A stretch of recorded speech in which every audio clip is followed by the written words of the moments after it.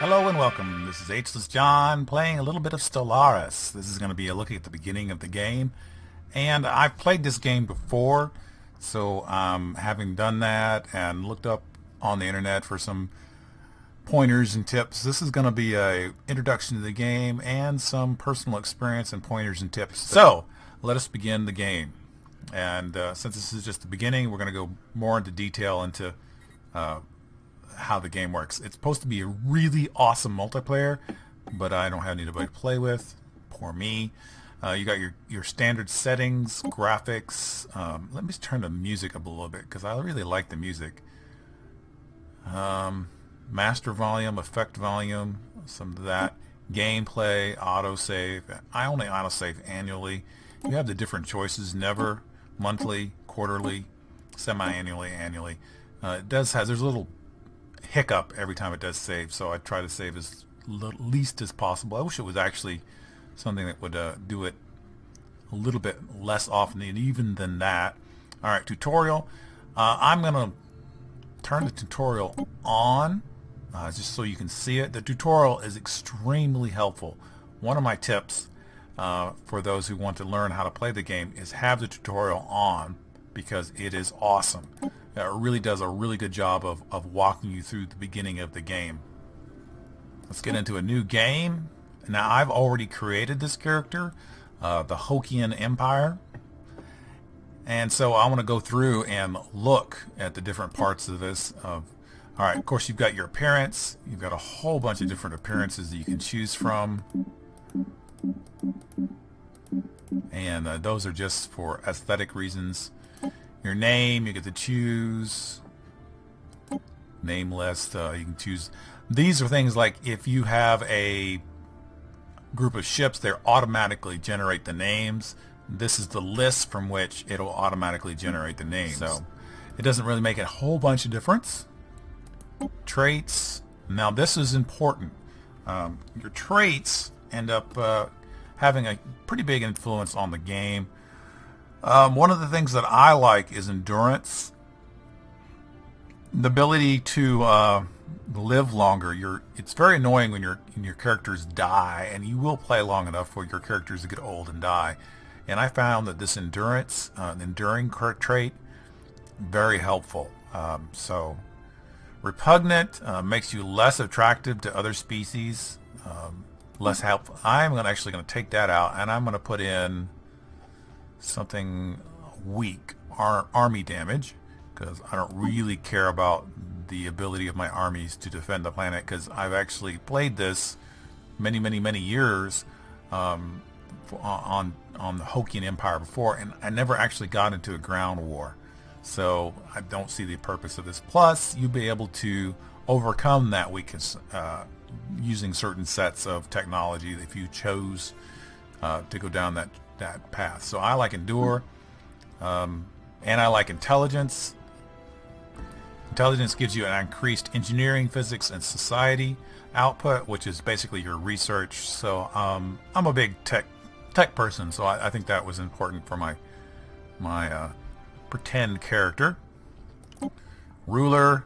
It's not going to really make a whole bunch of difference. It's just hairstyles, which you don't have as a bug. Phenotype, which you don't have as a bug. You have color variations. I like the green. And these will be all different depending on what kind of character you choose. This is not overly significant. I haven't been able to find a difference between playing different kinds of planets. Now, when you do develop your technology, you will eventually find means by which you can colonize other planets that are similar to yours, and you'll start with, like, pretend like I have arid, then you'll get a development where you can settle desert worlds or tundra worlds, and usually you'll be able to plant your colonies on these worlds, and they'll be significantly reduced, like 80 or 60% from the total ability. As if it were your primary planet, you'd get 100% of the value of it, but as a secondary planet that you've done research in it, you only get 80 or 60%. So again, that is neither here nor there. It's just personal preference. Again, also your next city appearance, again, it's just personal preference. And the nuclear background. Government and ethics. Now this is really important. This is your ethos over here. And the reason for that is your ethos, it's going to affect what kind of tech you end up unlocking. For example, if you choose to be a militarist, you can utilize planetary bombardment, and you'll be able to be much more likely to open up military-like technologies, for instance, new weapons and things of the nature. Now, if you're a materialist, which I am an extreme materialist, you'll probably be given the opportunity to develop a lot more robotics and artificial intelligence, which is true in my games. And for instance, the opposite of this is like spiritualist, which is going to be the opposite end of the game. Well, you'll tend to be involved in the development of things like psionic technology, and you will not be able to develop, or won't be given the opportunity to develop as much in the world of robotics and artificial intelligence because of your ethos. Now, your ethos is also, you need to read all of your choices. Fanatic, you get a unique building, you get a planetary edicts, increased chance to receive robotic tech options. So read that. But over here, you get your government. And now, democracy, now there's going to be an election every 5 years, which is important. Later on in the game, you'll be able to choose different types of government options based on who's getting elected, and you also can spend what's called influence in the game to have the election turn out a certain way you would like for it to turn out. Dictatorate is it's not like a democracy, but there is an election, but it's only every 40 to 50 years. Again, similar situation there. And then there's the despotic hegemony in this case, and these don't ever have elections, but they do have other options and availabilities made to them. I am going to choose the despotic hegemony, because I like the research speed increase and the survey speed increase. Again, there are other options available even with this, and depending on your ethos, you'll have different choices that you can make in the government. For instance, if I were to choose unchoose this and choose this, I would have an entirely different set of, I'd be able to choose these top three. Or if I were to uncheck this and to check that, I'd only be able to choose the top three and the bottom three. So yeah, it's customizable, and it does make a very long-term difference in your play what you choose. So I'm going to choose that. Again, name, I'm just going to leave that what I had it. Leave this the way I had it, but you get to choose all kinds of different options for your flag. And they have mods for that if you want to add different colors, a more larger color palette. They have mods for that. Now I do have 3 mods installed. They do not affect gameplay. There are certain mods that will affect the AI of the game. I don't have that running. What I have is one that makes the game the stellar map, the empire-wide, stellar-wide map. In the initial play is 3D, and it's kind of a cheesy fake 3D, and sometimes it could be hard to tell whether or not a star that you're seeing is going to be in the influence of your empire or not, because it's kind of your influence will be 3D circular, and so if you have it turned to a certain angle, it looks like it's behind the area of influence in the influence when it's actually behind it, and you're seeing through your influence. So with the 2D, there's not, that question is taken care of because it's all flattened, and I don't really see any difference in the enjoyment of the place because of that. So I chose that so it'll be a lot less annoying when I'm trying to do things and go to all this effort and time and to get something done on this one planet that I want to do it on, and then get there and find out that I can't do it because it's actually not in my sphere of influence. So yeah, so there, and a couple other things. I can't remember exactly what they are, but they're very small and they don't affect the actual gameplay itself. They're just cosmetic. All right, next, Your starting weapons, just basically you'll start with level 1, whatever weapons you choose. Now, when you're making ships, I do want to point out another one of my tips, I guess my second tip, I'm not sure.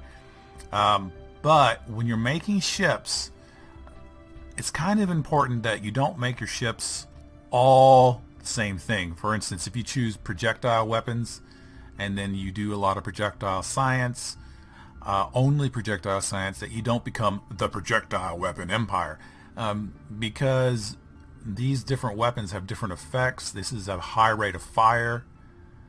This is a large amount of damage but vulnerable to point defense. This pretty much ignores the bulk of enemy armor, so they have different traits that interact with each other. Like they'll have shield penetration of the energy, armor penetration of 1, and then others will be high DPS. So you need to be careful when you're making your ships that you can eventually at least mix them up a little bit.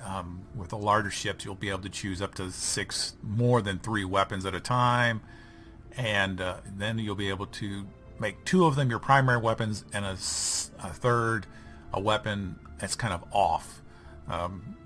That way, if you run into an enemy that's completely immune or largely immune to your primary, say for instance energy weapons, then with a missile weapon as your third weapon, you'll be able to hit them with the missile weapon. So that's just a little bit of a little tip there. Don't make your ships a one only dead-end street for just energy weapons. And having said that, I'm going to choose energy weapons for this game. Warp travel, advanced wormhole travel, and hyperspace travel. I have not played hyperspace travel yet. I have played wormhole travel. It's pretty cool, but to be honest, warp travel is just a lot easier. Wormhole travel allows travel to a lot farther distance per jump. For instance, you go in a wormhole and you jump out a lot farther, a lot faster, but you're limited because you can only jump at a certain distance within the influence of that wormhole that you build. While warp travel, you can travel all the way across the entire map and back. Well, if you were not blocked by some other empire, and it wouldn't cause a problem. Now, wormhole travel, you would have to go to the farthest extent it possibly could with your current wormhole that you have built, take a construction ship out there, build another wormhole, and then leapfrog like that continuously until you covered the entire empire, entire star systems, all the star systems. Now, that sounds good and everything, but then you're going to run into other empires, and other empires will not, by default, let you come into their space. So until you have some sort of allied deal with them, you're not going to be able to do it. And I don't know anything about hyperspace travel. I think this is the one with, have you ever seen a map, played a game where they have like the little hyper lines? I think this is one. It's like a road system through hyperspace. I think it has the advantage of being very fast, unlike the warp travel, which is somewhat slow, although I have no complaints about the speed. Hyperspace, I think, has preset lanes that you are able to follow, but it's almost instantaneous travel between point to point. But you're limited in the fact that you have to follow the preset roads, while the wormhole travel is limited by the actual building of wormholes, and the warp travel is actually limited by a speed. So I'm going to go warp travel because I like it. Wormhole is cool, but I like warp travel easier. It's a lot easier. All right, again, ship parents, I'm going to say with the anthropod ships, entirely up to personal taste. And there's my empire. And then when you're done with that, you say done. Get to choose your game details. Okay. One of the things I wanted to point out here are these advanced AI starts. And I believe, I'm not 100% sure, I think these are like the fallen empires, the really, really old, highly technologically advanced empires out there, and that means that there'll be 4. And I was reading somewhere, and I'm sorry, I can't remember exactly where, that there are 4 different types. I believe the one's the observer. Now, observer empires are highly technologically advanced, like all of them, and they basically will largely leave you alone, but they have a high morality code, and if you have problems with your empire that you're building, doing a lot of enslavement or possibly participating in extermination of an entire species, these highly technological observer empires are not going to be very happy with that.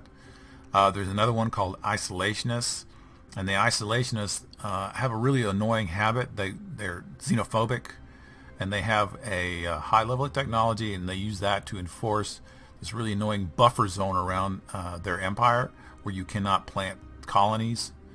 So while their empire will be a certain size, there'll be this buffer zone where there'll probably be a lot of really nice planets you want to colonize, but they don't want you to go there, and they have the power and the ability to stop you from doing so. There's the Guardians. The Guardians basically are a ultra religious group, and they have several holy worlds, and what they do is they say these holy worlds are off limits. You cannot colonize them, and they'll probably be really nice planets that you want to colonize, but you can't because this really technologically advanced group of planets will kill you if you try to. And then there's the safety tech group, and they're basically going to leave you alone again until you do some research or start to do some research on some forbidden tech. And you'll be able to tell these, I think from what I read, that when you get far enough along the tree they'll be red, highlighted in red, and things like sentient artificial intelligence, things of that nature. These highly advanced safe tech groups will not be happy with you researching them. So that's another thing to keep in mind. Okay, one thing I'm looking at is Iron Man mode. Console cheats are disabled. I didn't even know there were cheats. It's automatically saved regularly to a single file. In games played with this setting, there's no turning back. I'm going to turn this on just because. This will allow FTL method. It says, well, if you want to limit everyone else to hyperdrive or wormhole travel, then you can do so. I'm going to leave it any difficulty. There is no easy. There's just normal, hard, and insane. I'm going to leave it on normal. Your advanced AI starts. I am going to pump this down to 1. Bump this down to 15, 14. 600 stars. It's not a huge game, but 600 stars is quite enough. Very quickly, no matter what size you play, unless you play like one other galaxy empire, you're going to run across somebody quickly. So it doesn't really matter. If you have 1,000 stars and 35 AI empires, my opinion, your empire ends up being just about the same size no matter what size the galaxy. Because I've only played 2 games, started the 3rd, and the same thing happened every single time. Is I get to a certain size, and then I would start running across other empires on my borders, and I would be unable to expand, and that was the end of that. So just be aware of that. That is that. So let's play. Starting a new game. Alright, I have the tutorial on. Let's look at a couple of these things. The Hokian Empire in the eons since the first primitive pirate communities took shape in the dry canyons and mesas of Hawk. Our civilization has spread and prospered.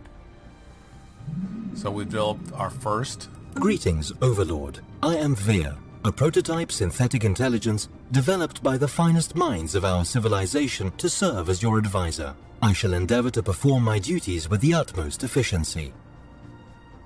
Alright, so I'm going to change the tutorial here. I just wanted to introduce you to this. And this will be very helpful in explaining and understanding how the game is played. Don't be a fool. I'm going to be a fool. Some of the things you should know about this real quick. The plus and minus on your hotkey also will speed up the game. There's 3 different speeds. There's play fast, play very fast. and then pause. Do not be afraid to use the pause. I don't know if you played games like this, but pause is your friend. Up here you've got your empire, which is just this. Now eventually you're going to be able to create new sectors, and because you're limited here with the number of planets that you can directly control, and that will change depending on what kind of government and background situation. It can be less, it can be more. 5 is pretty decent, and I think they can actually do research to get, I'm not sure about that, more, but yeah, I know for a fact that you will be able to get more sectors eventually.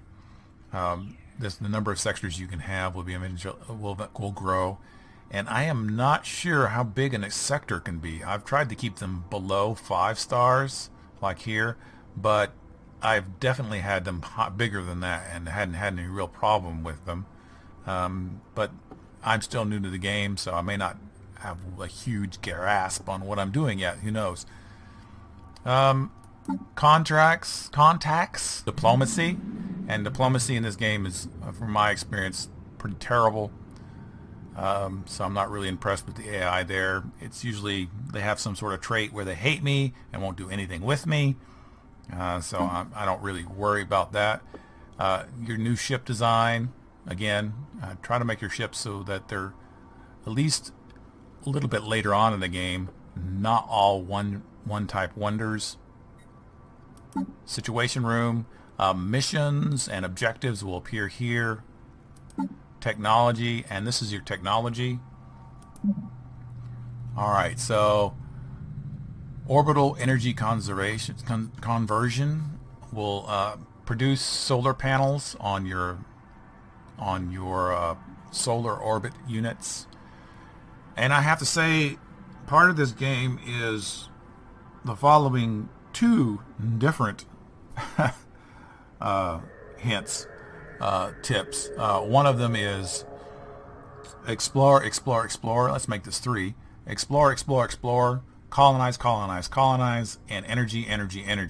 At least early on in the game, energy is going to be a huge problem, because you look at this too, and every time you build something, it takes energy to operate. So energy. You need more energy, especially early on in the game. So that's what I'm going to choose. This. Select research, and this is tied to my colonize. You cannot colonize until you have a colony ship ability, so I want to choose this. And then this final bit, these are actually the engineering facility will allow you to do more engineering research. This will allow you to mine more as well as be able to store more, which won't be a problem early on in the game. And then this one here actually would be cool, because this produces a Bathian power plant once you've discovered Batharian stones. I'm going to do this and then this one probably, because this will allow me to upgrade my existing mine network to an additional resource gathering. And then I'll probably do this because this is a really nice one only, if I have that material, power plant that produces like 6 extra power. So there's that. So energy, colonize, and then explore. So let's go look at explore. We have a science ship. It has a science person in command. And the way you do this right off the bat is just go to the star or the planet and go survey system, and it will automatically set up the system to be surveyed. And then you can push your space bar to unpause.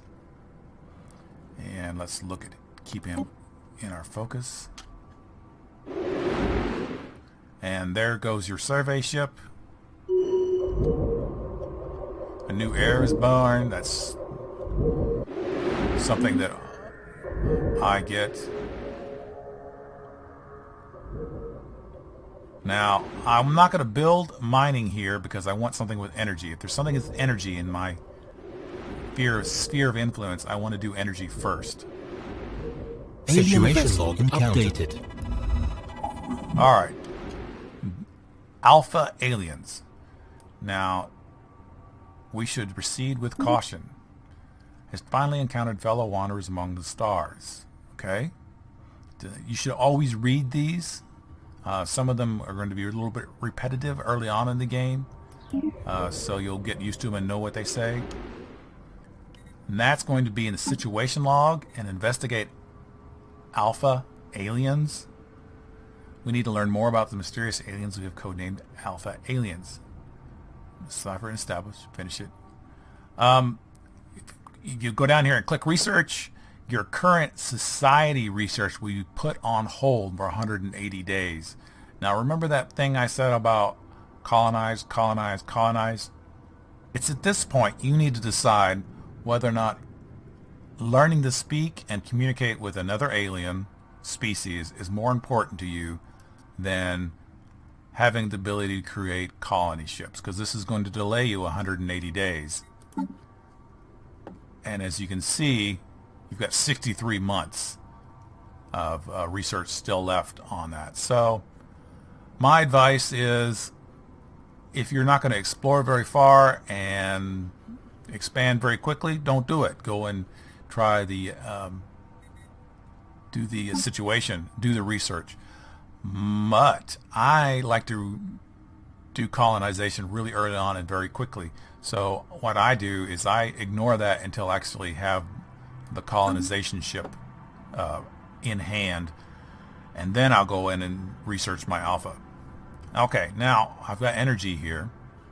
So how do you deal with energy? This is a construction ship. It's an easy to go to here.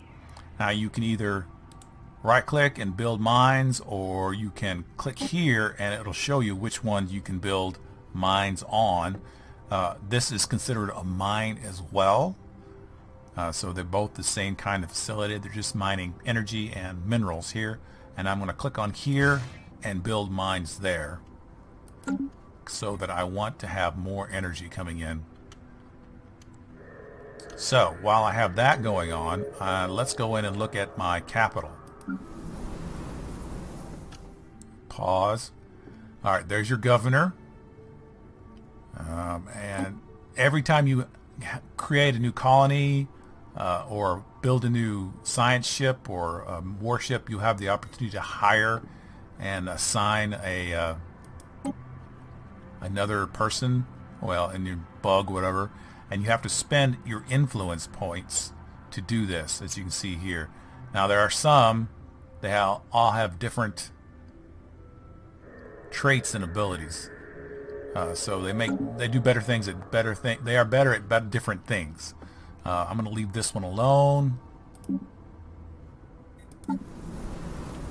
Happiness, he brings traits with him. Edicts also take influence to create, and they do different things. So you should read through there and find out based on what your desires are for the game, what you want. Like if I really wanted to boost research for 10 years, I could spend 150 influence and really increase my research by 20%, which I actually usually end up doing. All right, let's go to surface. Now this is where you build buildings. Got here in the background, and eventually what you'll have is you'll have complaints if you don't build a building there about the unemployment. I'm moving that there because I've got enough food, I believe. So, for instance, this I am going to, because it's +2 food, and I usually build whatever's bigger, I am going to put this here, a hydroponics farm, which will add another 2 food, but it will also negate the gathering of minerals. So it'll make it +4 food in total, but it'll get rid of the minerals when it's built. Here, I am going to build a basic science lab, which will increase all my science by 1 point. And that'll give that citizen something to do. And while I'm here, I'm going to clear this, which costs energy, material, and time. I'm going to clear that. And then I'm going to go in here, and I want to build, well, actually, no, I don't want to build. I do not want to build another plant for food here. What I'm going to do is I'm probably going to let this one grow and then move it over to here and get another energy plant going there once it's cleared. Push F4 to create new ships, and you'll be able to choose between several different varieties of arrangements. The shifter core has one small weapon and then 3 utility slots, but 2 of them are medium-sized, which is, from what I can tell, pretty useless right now. Now, look at this. You do actually have a medium red laser, and it's significantly more powerful, 5 to 10, 13 to 18, than the small. So if you wanted to do this, it's entirely up to you. So there's that, and those are the corvettes, and that's how you build new ships.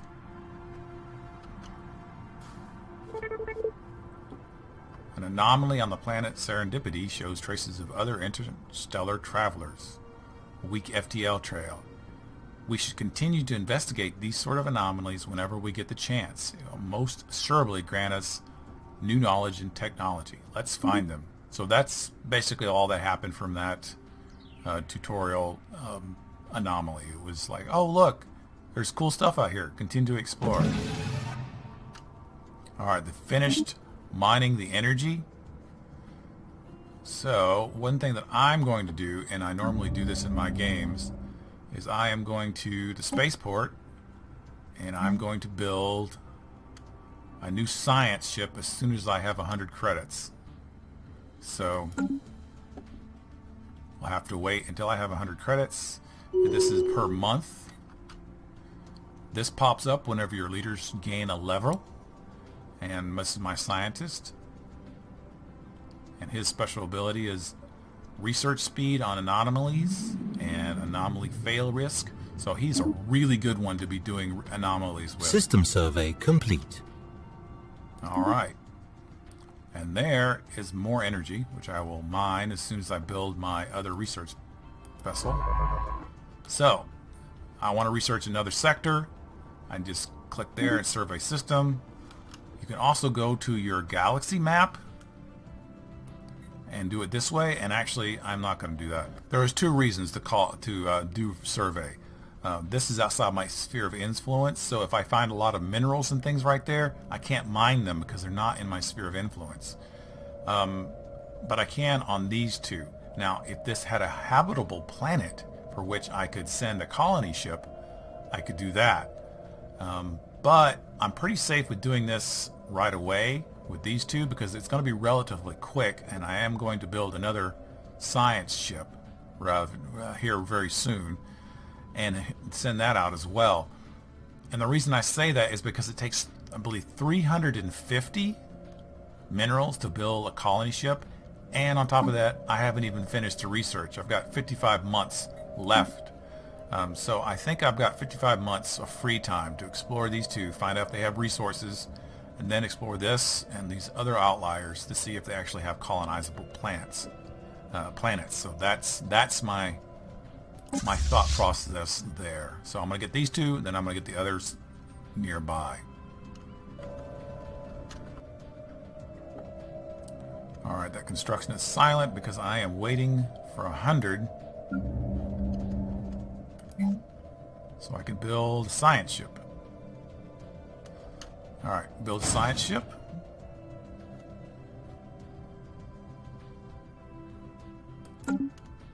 So I'm building a science ship, and that will appear up here. That's the progress bar. System survey complete. Alright, there's another system complete. No minerals discovered because that appears on the map. So I'm going to go up here, survey that system. Go ahead and pause. Construction complete. Alright, so I've got another science ship. So I'm going to go into it. And this means it's orbiting something. There is no assigned leader. Click here, recruit. And these are gain experience 15% faster. It's okay. Research speed, field manipulation. Well, he's not going to be researching. He's going to be doing extraplanetary stuff. So one of these 2 will probably be better. although this one will live 5 years longer. So it's a choice between something that's not really that useful to something that will actually help a little bit because he'll level faster. So if it's worth 5 years to you, it's your choice. So I'm going to recruit this one. And available. He's assigned. So I am going to get the scientist to survey that system.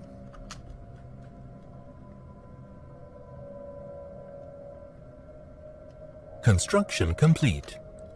Alright, I finished all my construction on the ground, and you'll notice that because there was so much construction, my energy is down again. So I am going to click my construction ship, right click here, and it will show you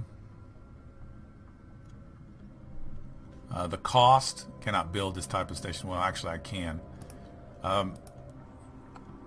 For some reason that's a little buggy in my opinion.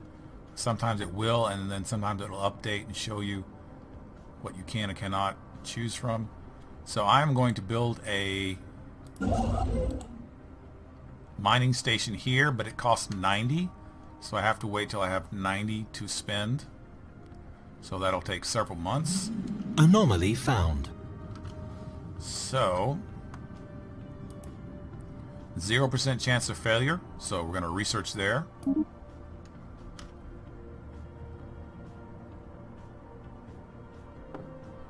While I'm waiting, I might as well move him here.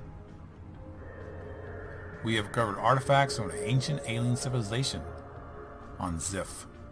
They must have been active in this region of space approximately 12 million years ago. Interesting. And this begins the precursors, the Valteum event chain. Situation log updated. So I'll pause there and go into here.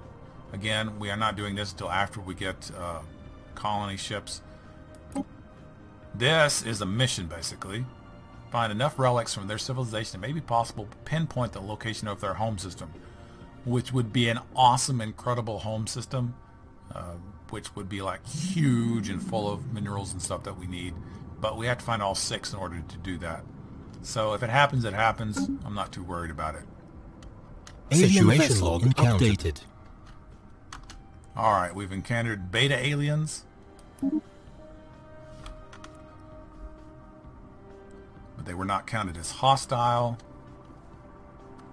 Or we would have had an alert that our ship is retreating. 1 more month. There we go. So I will click on this, right click on this, build a mining station. That'll give us more energy. System survey complete. Alright, pause. Science system survey. And I will just go out and do this until I find a planet that I can colonize, like right here. Which is good. So let's go look at that real quick.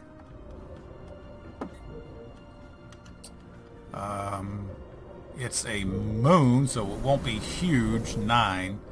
And when I do colonize it, these resources will, I believe they go away because they're incorporated in the colony. So if I build a station above it, it's going to be a waste of money.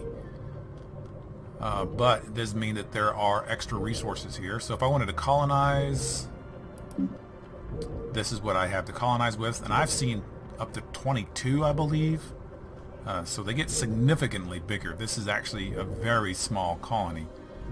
But it would be worthwhile to get it because it would extend our influence probably over these 2 other stars, which I will then immediately after this survey to see if they've got anything of value in them. Like this one's got minerals and it's got research stuff on it, so it's definitely something I wish that was in my influence. And your influence can grow a little bit through research. And that is the beginning of Stellaris.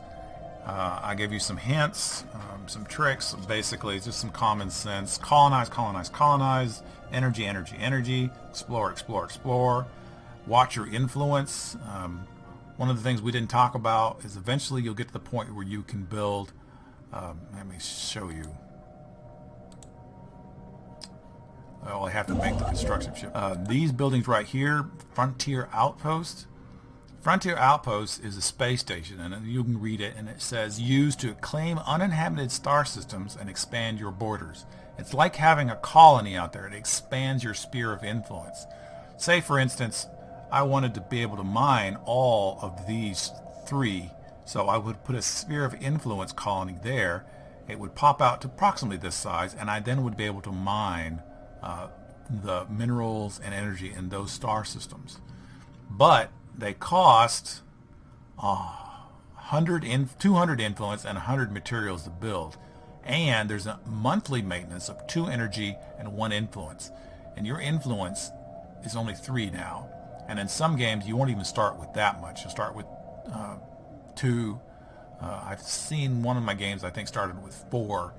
And you can change your influence. The fastest way, at least early on, to change your influence is most easily done through the tech tree, through some society techs, and you can also declare rivals as you discover them, and that will increase your influence. Another thing that can drop the level of influence, but later on in the game with things like alliances. But I really have been very unhappy with the diplomatic AI of the game so far, so I haven't ever had but 1 alliance, and it wasn't even remotely useful. I don't understand why I did it. It was just because I wanted to do it and I'd never done it before. I couldn't find any value to it whatsoever. It was with another space empire that was like 2 space empires over, and the only thing they ever did was go to war and call me into a war. I didn't see the value of that, but the AI may have been just really off on that game. Who knows? So the Frontier Outposts, build them sparingly, because they will take a chunk of your influence and your supply and influence away. So after it gets up quite a bit, don't worry about it.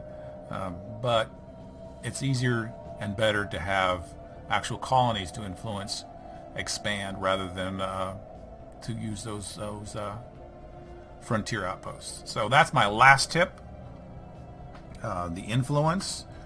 Be careful of your ethos. You may have to do some research and read carefully when you're picking your ethos, as well as the effect that your government will have on your gameplay. Beware the different types of really old fallen tech empires, and then try to mix up the weapons on your ships, especially after the creation of the very first battle type ship that you have, which is the Corvette. So after that, try to mix up your weapons, and you might even try early on if you get a different type of weapon that's comparable damage to your main type of weapon.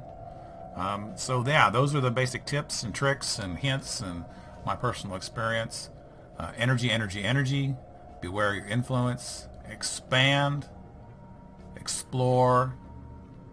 And yeah, so there it is. HLessJon playing Stellaris. I hope you enjoyed this first look at the game, and don't forget to subscribe, the thumbs up, and I'll see you around.